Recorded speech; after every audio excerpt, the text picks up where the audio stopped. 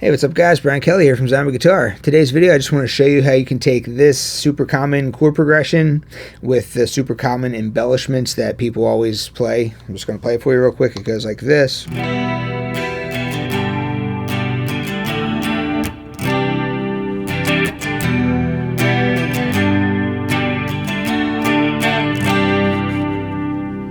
Alright, so basically we're going to take that super common chord sequence and we're going to put it into a movable pattern where you can play all of those chords, but you can move it around to any key that you want. So here's how that would be done.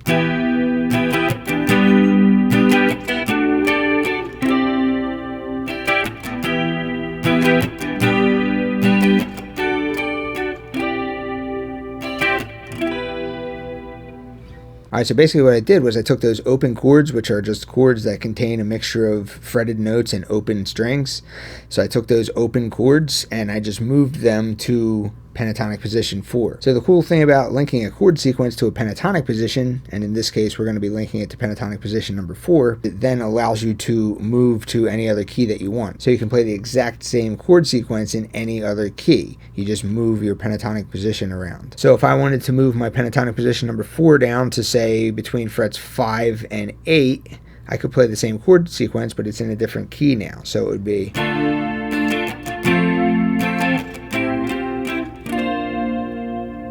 Alright, so I just moved it to that key, and I could move it down to whatever. I could move it down to here if I wanted to play in this key.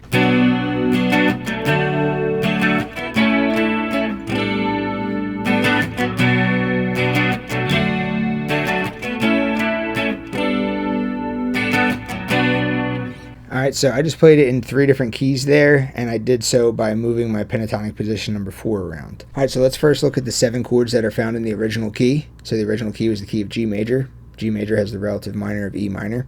So G major is going to be our 1 chord. So here's the 1 chord.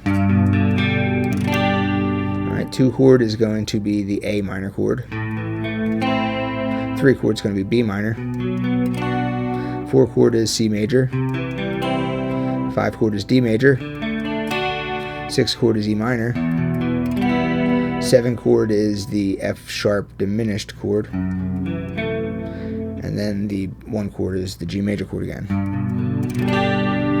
Alright, so the chords that we used were the 1 chord, the 4 chord, the 5 chord, and the 6 chord. Alright, so basically we did a little variation to the 5 chord. So the 5 chord, which is the D major chord, we made it into a sus4. That's where you put your pinky down here. And then the 4 chord, the C major chord, we played this as what is known as a C add 9 chord. So that looks like this. So linking that chord sequence to pentatonic position number 4 for this key. Remember, this is the key of G major, which has the relative minor of E minor. So if you want to identify your pentatonic position 4, knowing the minor name and the major name of the key, minor, major. Put this on the minor name of the key on the A string, and then put this on the major name of the key on the A string. So E minor, G major. So I have to find an E and a G on the A string. So this is the A string, 7th fret is the note E, 10th fret is the note G. E, G. So here's my pentatonic position number 4 for this key. So just the pentatonic scale. And these strings are part of it too. That's your pentatonic position number 4. Filling it in with the 7-note diatonic scale for this key.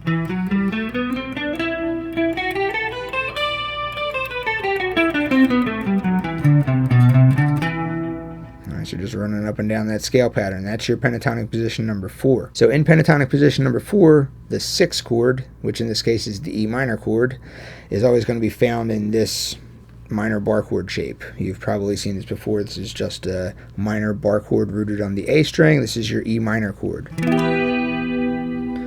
You can also lift your pinky up at any time, and this becomes an E minor 7 chord. So E minor 7...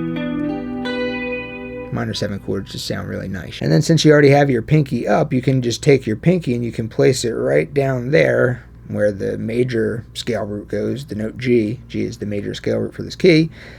So take that pinky, put it right there on the A string, 10th fret, And then now you're playing a G major chord. That's your 1 chord for this key. Alright, so that's just a G major chord in the C shape, if you want to refer to the cage system. So it's kind of hard to play this shape sometime in full across all 5 strings. You don't have to play this full 5-string shape. You can just lift your pinky up and just play the high 4 strings if you want. You know, that would still count. Or you can just play just the high 3 strings.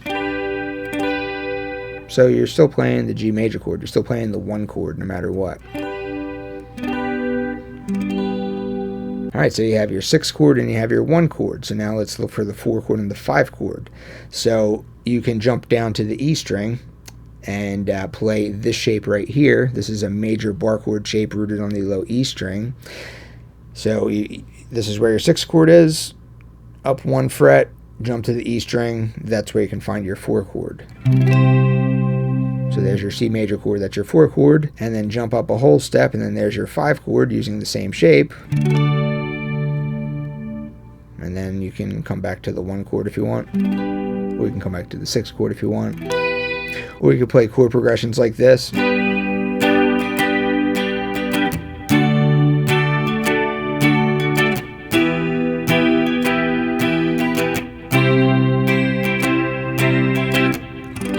Alright, so you can take those 4 chords and you can play any combination of them. There's like a million songs that use just the 1, 4, 5, and the 6 chord of the key in any random combination.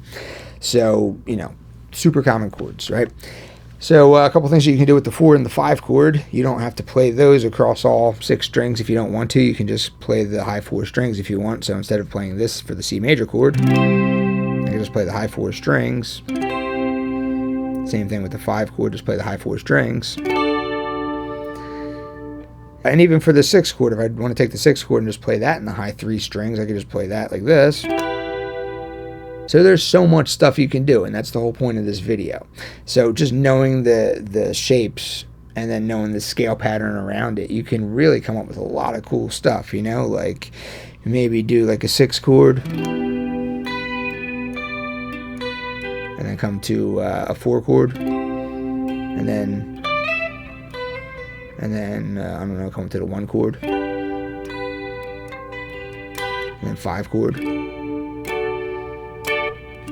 4 chord. Let's make it sad. Come back to that 6 chord.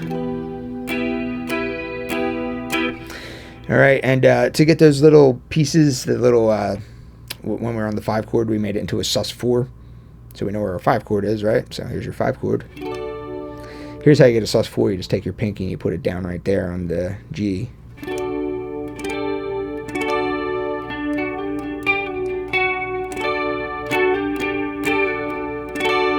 It's the same thing as doing this.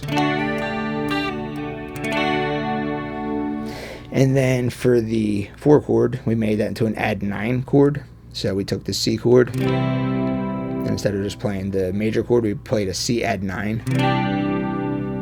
Alright, a little bit of color there. So take your C chord. If you want to play an add 9 of that, you just take your pinky and you put it down right on the same fret that your 3rd finger is on. And then you can get the other chords of the key in there as well. So far we did the 1, the 4, the 5, and the 6 chord. So there's still 3 more chords to go. That 1 diminished chord isn't used super often in like mainstream music, but you can still get it in there as well if you still want to use it. It's still a nice chord. So let's look at all the rest of the chords. So 4 chord, 1/2 step below that is where your 3 chord is. So the 3 chord and the 2 chord are minor chords. Remember, in any key you have 3 major chords and 3 minor chords, and then the 1 diminished chord. So we already did the 3 major chords, so this is where another one of those minor chords is found. Move down a whole step, that's where the 2 chord is. So let's go through the whole thing. So here's 1, 2, 3, 4, 5, 6, 7, 1. So there's all your chords, and a lot of times they make the 3 chord into a major chord. That's very common. So if you leave it as a minor chord, it's a very, very sad sounding chord. If you make it into a major chord, it just kind of sounds really, really cool, and it's used a lot. So let's try messing around with that 3 chord now. So 6, 1, major 3, 4. So I like that. That sounded cool. So 6, 4, 1, 3. So I'm just making this stuff up as we go, but the cool thing is I'm just thinking in numbers. So it doesn't really matter what key I'm in. You know, I know where my reference is. I know where my pentatonic 4 is. That's just like my bass. I can always kind of fall back there. If I need to take a solo, I know my scale pattern. You have to jump out, but kind of finish up that scale. But really the cool thing is I'm just kind of plugging in numbers. You know, it's just the different numbers of the key have different sounds to them. Like the 1 chord is always going to sound like the 1 chord no matter what key you're in. The 4 chord is always going to sound like the 4 chord no matter what key you're in. The 6 chord is always going to sound like the 6 chord, and so on. And then if you go ahead and add in your 3 chord, it's always going to sound super sad. And then if you make that 3 chord major, it's always going to sound like super interestingly cool or whatever. But that's the new way of looking at pentatonic position 4 that maybe you weren't already doing. So I hope you guys like this lesson. Thanks for watching. See you next time.